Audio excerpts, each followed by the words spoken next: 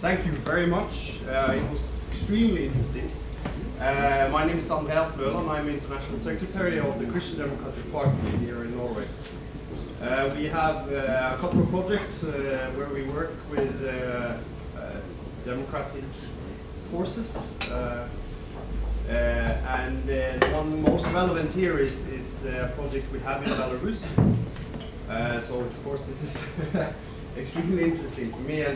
And I was wondering what you know about the kind of international effects on these kinds of movements, because I know it's not only positives.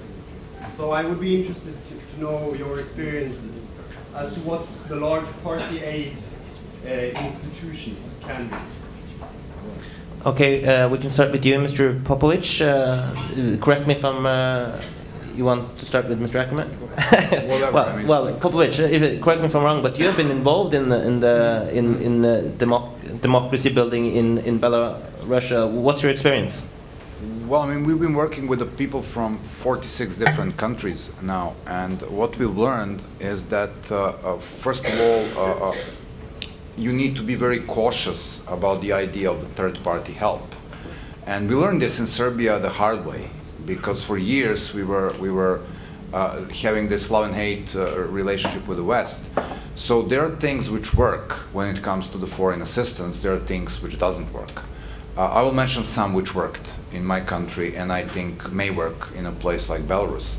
Educating people and giving them a training, upgrading their skills and knowledge would be really precious.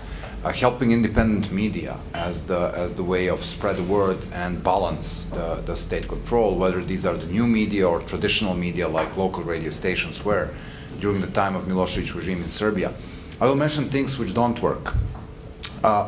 Untargeted sanctions. 1992 my country was exposed to the UN sanctions on almost everything. That was the most stupid mistake international community ever made. Save for the bombing of my country in 1999, which was the most stupid mistake international community ever made. I will try to explain these two things.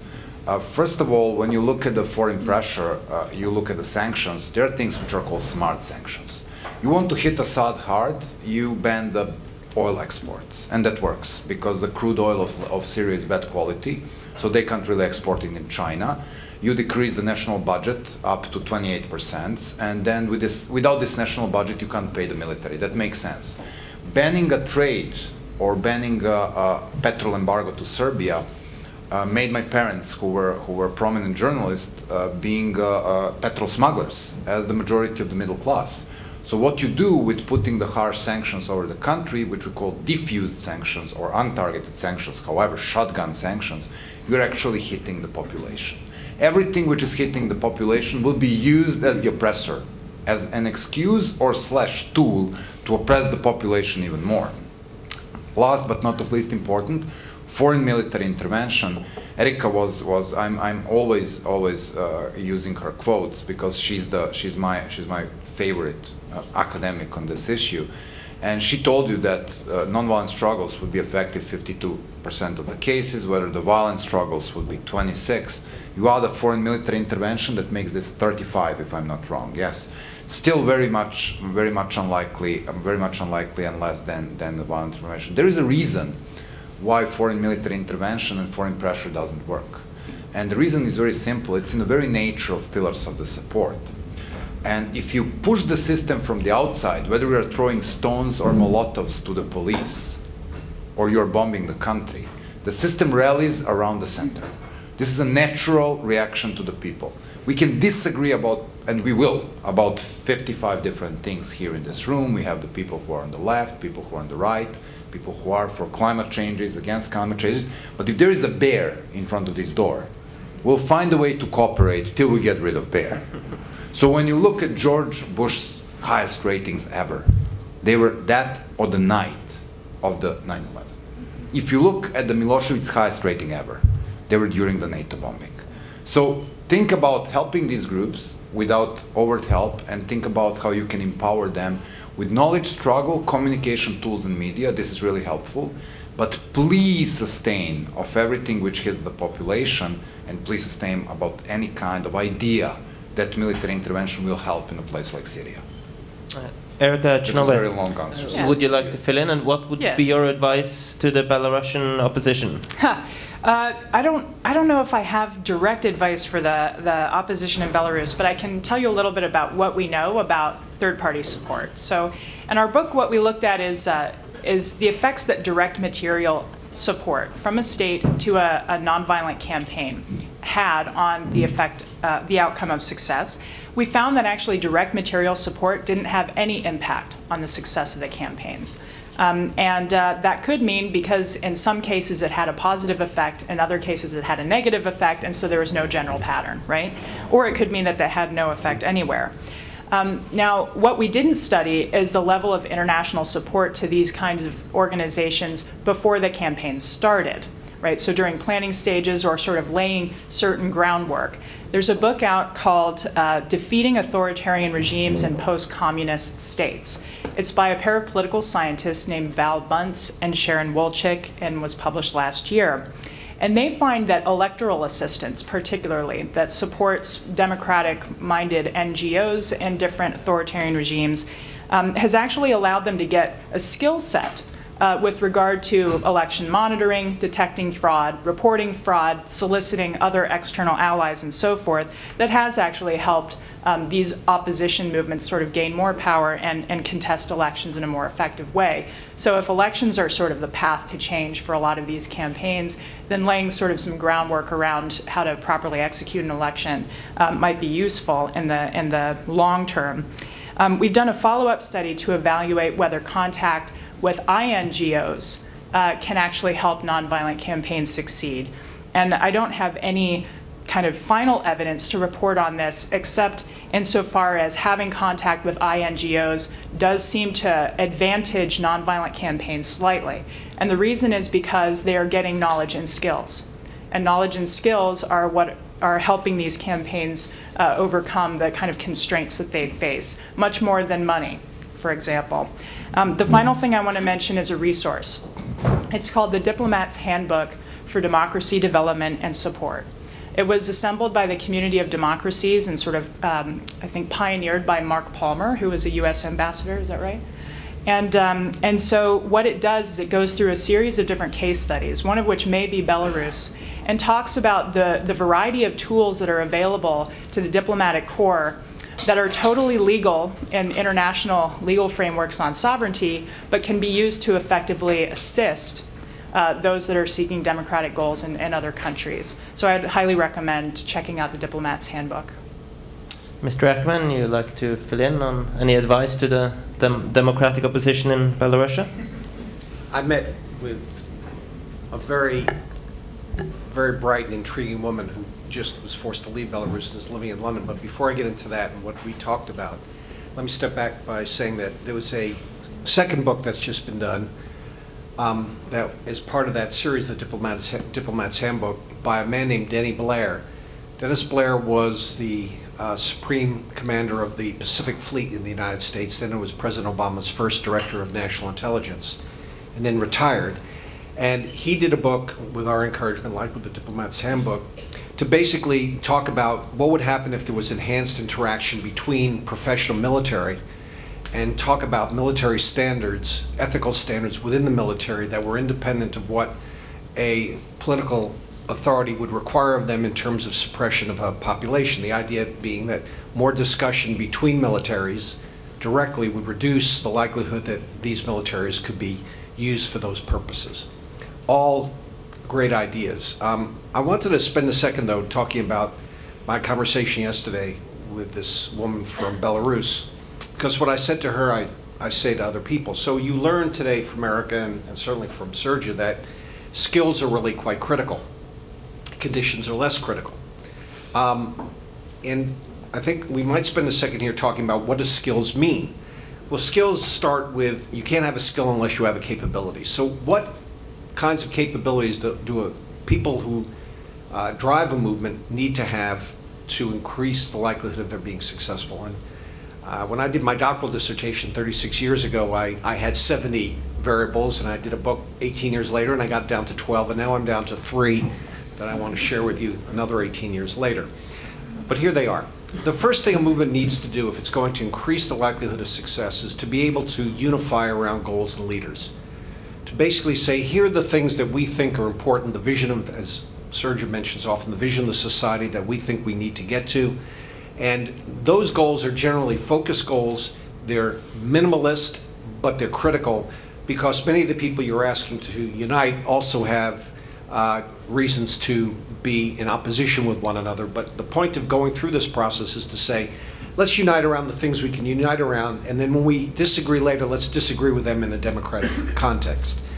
So you need that unification around goals and leaders. And this is incredibly important because if you want people to defect, there's 2 reasons why they defect. They defect out of opposition to the society that they have now, what Natan Sharansky calls the latent double thinkers, the cracks that Eric has been talking about. But it's not enough for people to be in opposition to something. They have to find something to go to, a place to find that they basically are willing to take a risk for.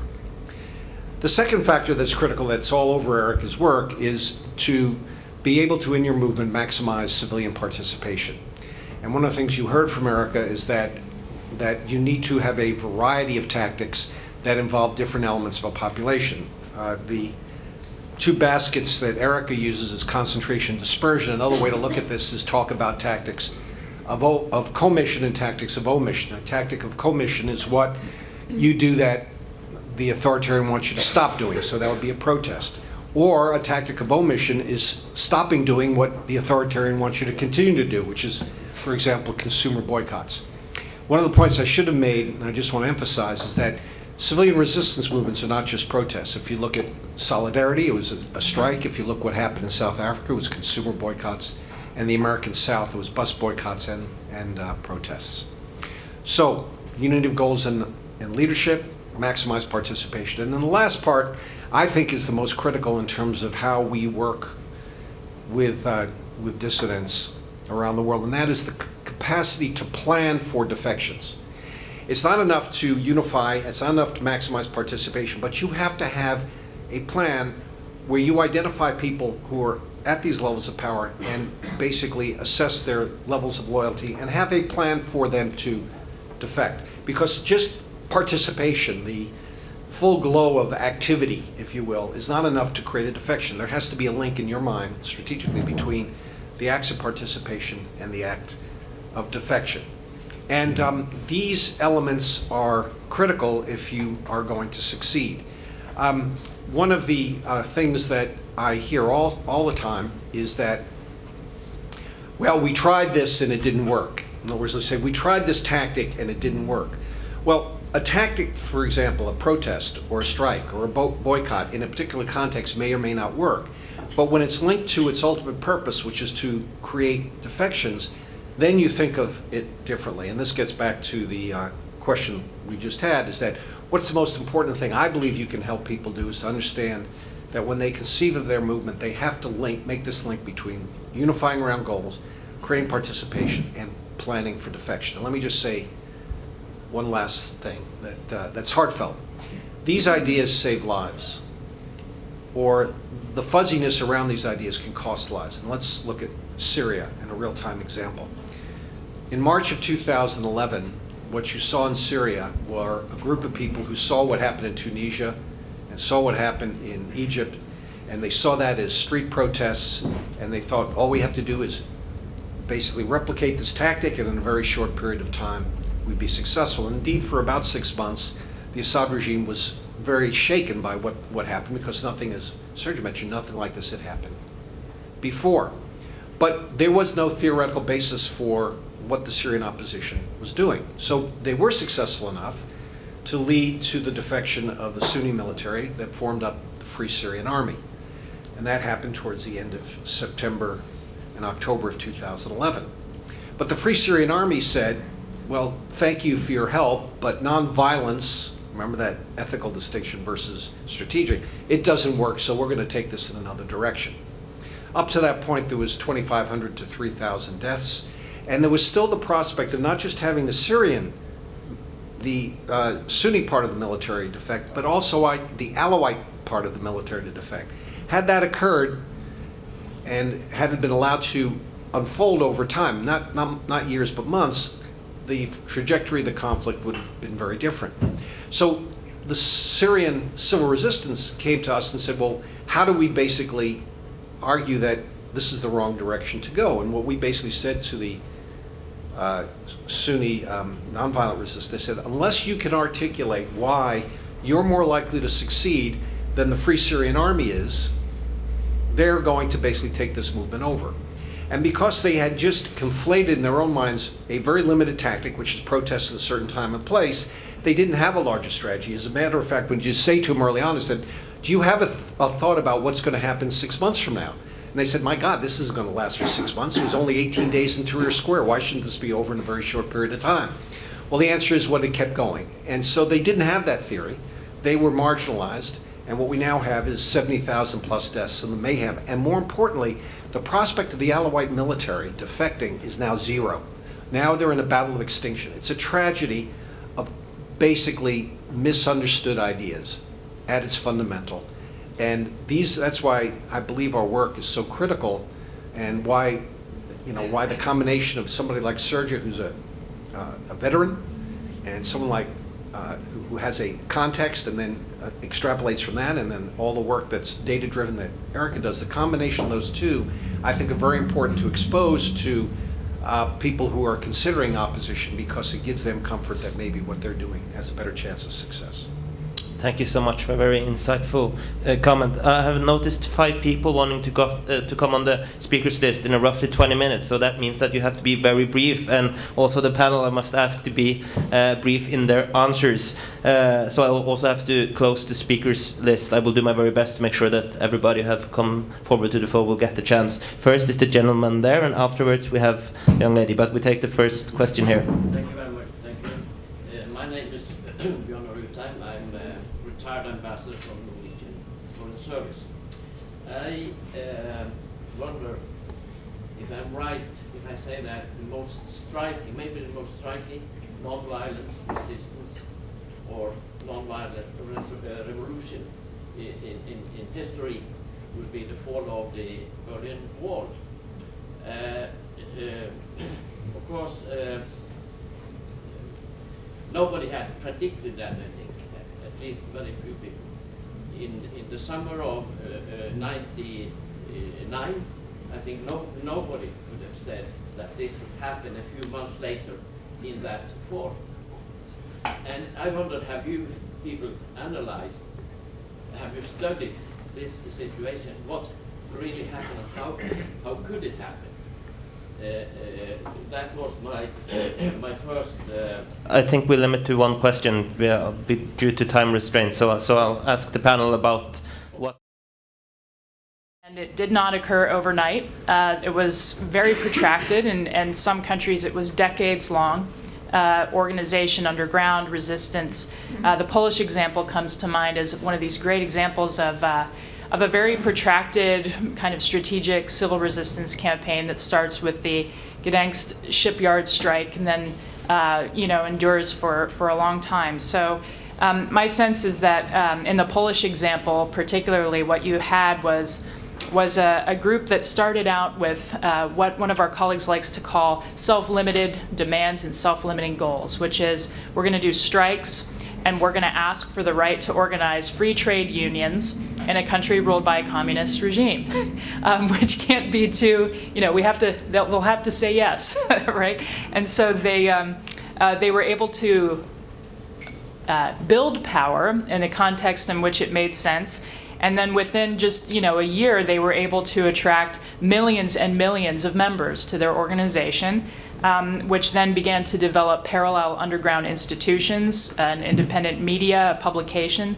They started to build political legitimacy as an alternative, and then you see years later that campaign, the Solidarity campaign in particular, was in a position to be part of the transition. And so, not only was it this very striking example of the fall of a regime, but it was a very striking example of a civil resistance movement having placed itself in a position of being able to transition the country into a new phase without bloodshed. And one thing that is really interesting about this case in particular is that the nature of rebellious civil society did not stop after Lech Walesa became the first leader of the new Poland. In fact, there were more protests and strikes against his new government than there were against the communist regime, because the population was trying to make sure that he knew who still had the power. You know, we don't want you to succumb to the typical temptations of power, so we'll just make sure you know that we're here. And that's a very interesting case of showing how ordinary people can maintain their power even during a transition. I'd like to just quickly bracket the events. First of all, I agree with you totally. It's a seminal event in history, and you can't overemphasize the importance of it and its profound effects subsequently. But I would bracket it with an answer saying Adam Michnik, right after the failed Warsaw Uprising, who developed a theory about how the Poles were going to resist going forward, which is essentially an articulation of the concept of civil resistance as a strategy. And then the proximate cause, well, there was no will amongst the military to stop the fall of the Berlin Wall. So theory and defection and loss of will. But I want to just also highlight one other phenomenon that we deal with all the time, is that regional experts basically are batting, and that's an American term, or have virtually a 0% success rate in predicting these movements occurring, because in the foreign policy world, the regional experts' business is to try to help policymakers think about how elites behave. And much of this type of activity is about grassroots activity, and it's basically ignored at the time. I gave a talk at PRIO yesterday and talked about how an expert in Egypt basically said that what happened in Tunisia was completely irrelevant to what was going to happen in Mubarak, and that he was far stronger, and that was 3 days before the events in Tahrir Square. So the predictive capability of the so-called experts around the world is very, very poor for those reasons. Mr. Popovic, did you get any inspiration from the fall of the Berlin Wall in your work in Serbia? Definitely, that was a great event, and I think one of the things where we really get explanation, and we keep explaining it in a little bit less scientific and more movie language. Have you watched The Lord of the Rings? So remember, it's always hobbits. It's never the big men or the elves or the dwarves. It's never the elites. And one of the definitions of the social movements is that the most common vehicle for common people to bring about the social change. And we look at the Lech Walesa, he was definitely hobbit. When you look at the Martin Luther King, he was definitely hobbit. When you look at the Otpor movement, the people who led revolution in Czechoslovakia, these were not the Harvard-educated guys with PhDs and big money. These were the common people. And yes, this is probably the reason why nobody could predict it. And if there was one inspiration we got from Eastern Europe in building about the democracy, is about no, political parties are not capable of doing it. They failed too many times in the past. If you want your job done, you need to take the ring to Mordor. I have noticed 4 speakers on the list. First one, just in a minute, is the lady over there, and also noticed Berit from the Helsinki committee. I have Kim, and I have a gentleman in front here. I hope I haven't ignored or overlooked anyone, meaning if I have, but we don't have time for any more questions. So remember to be brief and concrete, please. Good morning. My name is Marian Lundby. I'm a Norwegian diplomat. I'm currently posted to Sarajevo, which isn't so far from Belgrade. I'd like to congratulate you, Mr. Popovic, and I am both encouraged and slightly discouraged. I will definitely be reading the literature that you've recommended in terms of the diplomat's handbook.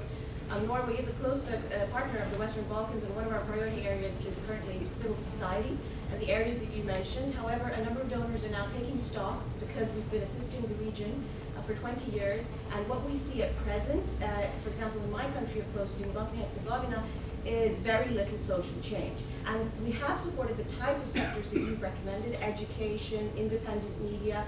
Unfortunately, much of this is perceived to be lacking in local legitimacy, precisely because of donors such as ourselves. And also, we seem to have created a parallel structure which is almost mirroring the clientelistic structure of society at large. So I was, of course, I can't disagree entirely with what you said about experts having a lack of lacking in predictability, capacity to predict. We do try to work very much on the ground and travel around and meet the agents of change.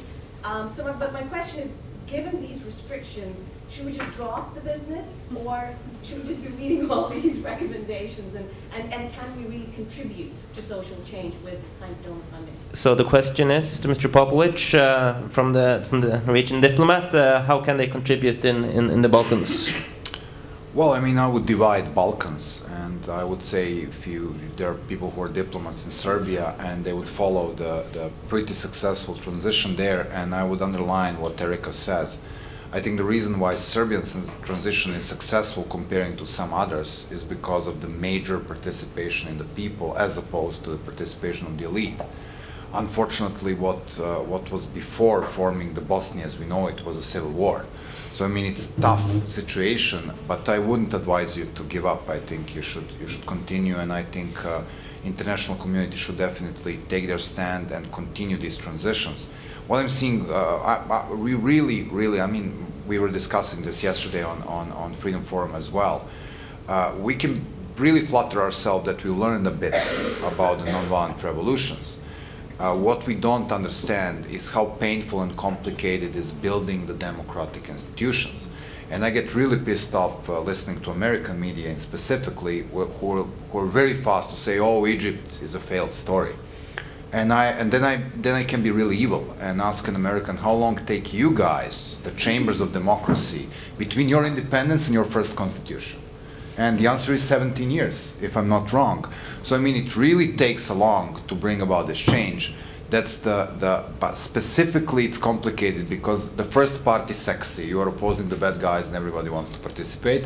The complicated part unfortunately drops to the people like you, and they stay there forever trying to struggle with the bad habits and clientelistic society. But don't give up Bosnia, please. So the good advice is don't give up. I move on to Berit. Please speak up. Sorry for pinching Americans.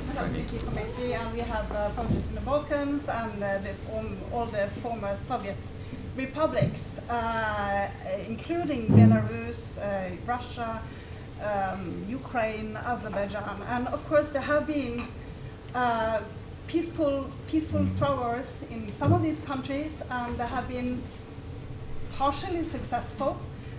So my question is concerning sustainability of the overthrow. I think it is, in all of these countries, it's very easy to find more than 5% who are willing to overthrow the existing president. But they don't believe in the alternative, a lot of them. So how can we prepare better? And of course, not we, but the nations and those who are working for the change, to make them believe in the alternative, maybe to focus more on what the alternative is and not only the action to overthrow, because there has been a lot of attention on actions, demonstrations, but people don't believe in the alternative. Thank you. So the question is about how to make people in the different countries believe, and basically how to get a sustainable revolution. Let me start with you, Mr. Ackerman. Do you have any good advice how to make people believe in the alternatives? I think outside parties can't make people who are running their own movement believe, but I think you've pointed to something that's really important, is that in our work with dissidents, they continuously overlook the importance of creating a clear vision of what you are trying to leave to what you're trying to go towards. And it's a huge issue in why some movements aren't as successful as they are. And I just want to mention one thing to my friend to the left. You know, the work you do in terms of democracy assistance is more important than you think. It may be very frustrating because you don't know and what you're preventing in terms of things being even worse if you weren't there. And so that's a thing to think about. You know, sometimes it doesn't go the way you want, but it also prevents things getting worse. Go ahead, Eric. So, Erika. Sure. So, you know, one of Gandhi's great frustrations, I'm told, is that people misunderstood the phenomenon of civil resistance as mainly the strategic actions and not what he called constructive program, which is creating the alternative society that one wants to see. In today's kind of academic research on this, we call them parallel institutions.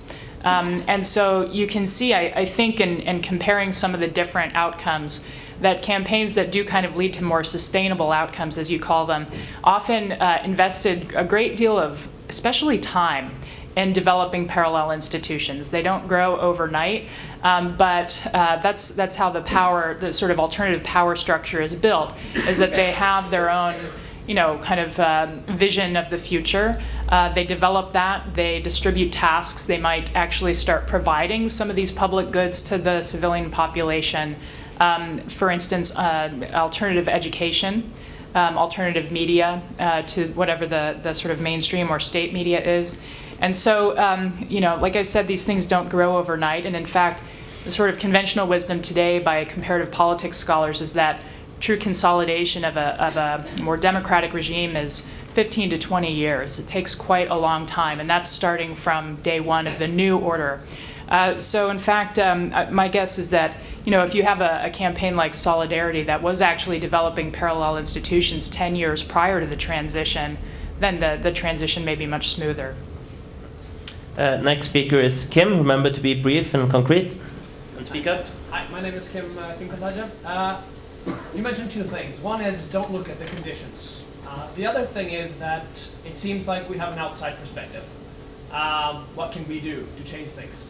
My question is this: is there a difference in conditions in countries whether they choose nonviolent or violent movements when they want to initialize change?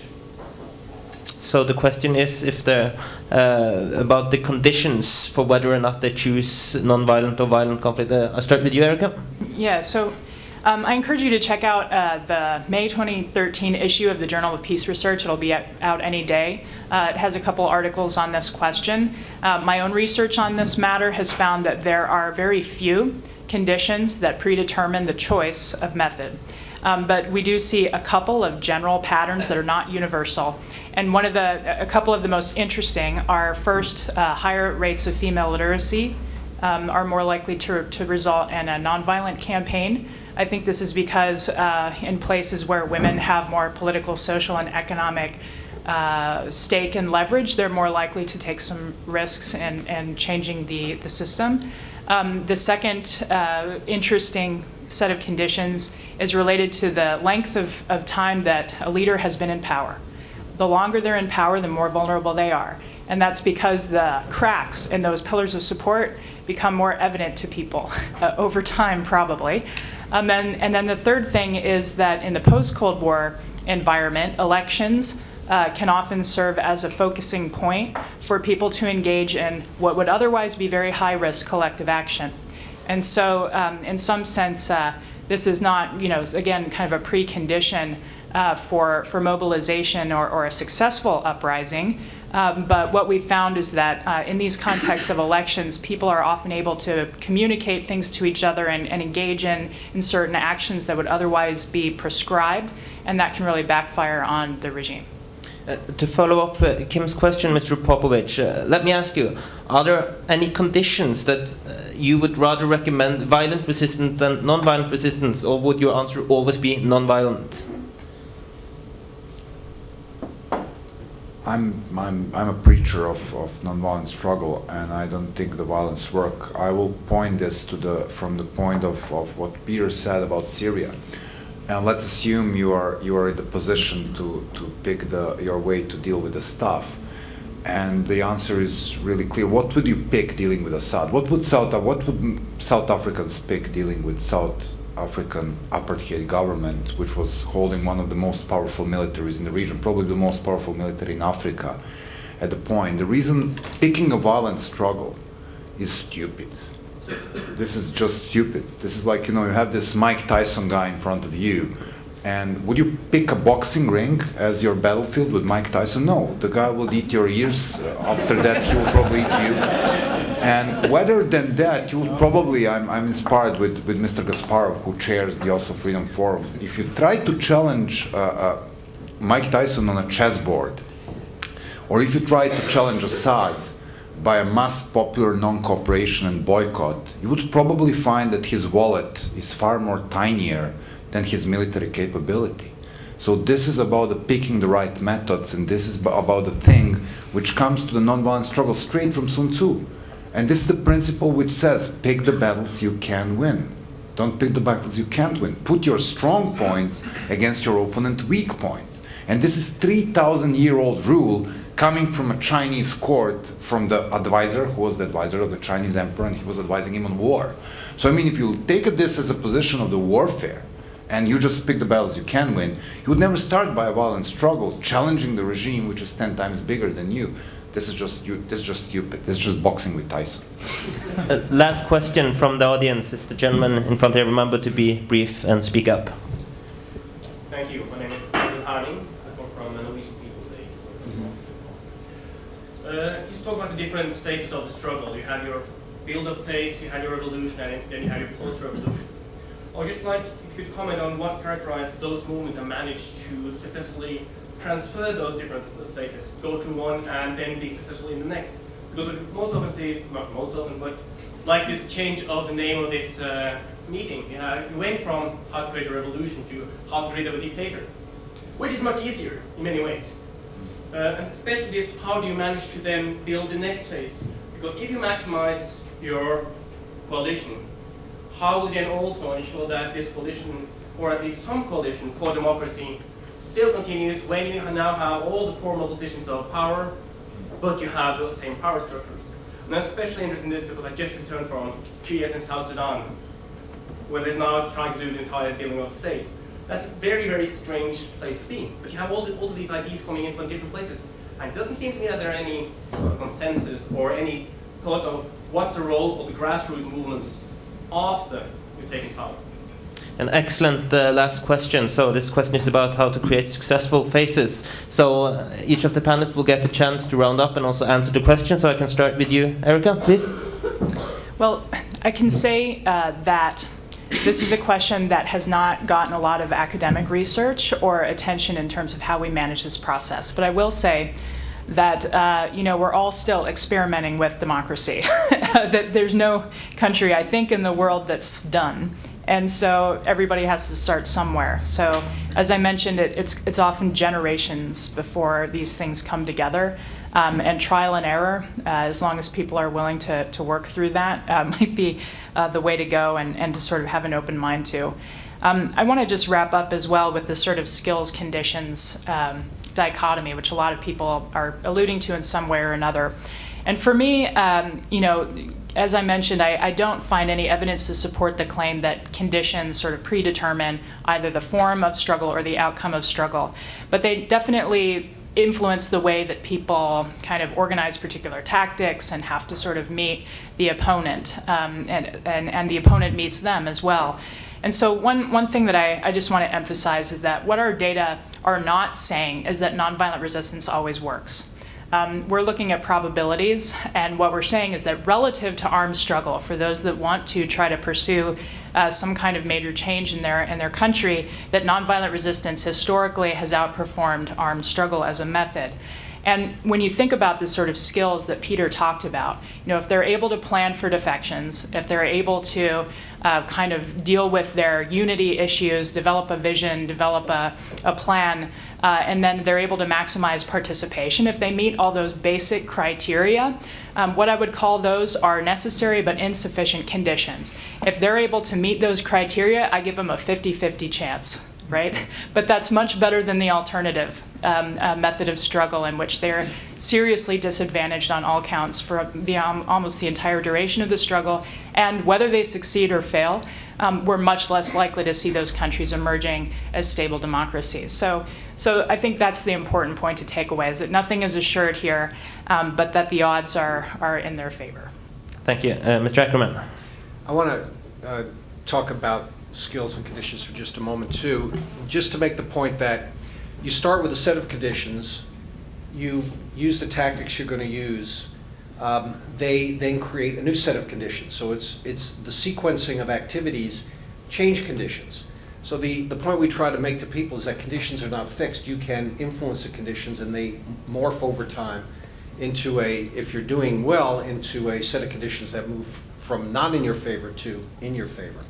The other thing I'd like to mention, this gentleman, is that we, the International Center on Nonviolent Conflict, did a study with Freedom House in 2006, and what we showed was that looking at, if some of you may know that Freedom House does this ranking every year based on the level of political rights and civil liberties that exist in the world, and what we tried to do is look at transitions and their nature and whether they improve freedom scores or not. And what we discovered was that there was an inverse relationship between the level of violence in a transition and the level of freedom afterwards. High levels of violence, low levels of freedom, low levels of violence, high levels of freedom. And more importantly is that if the civil resistance movement involved maximized levels of participation, what Eric was talking about and Serge is alluding to, the correlation with high levels of freedom scores after the fact were astoundingly high.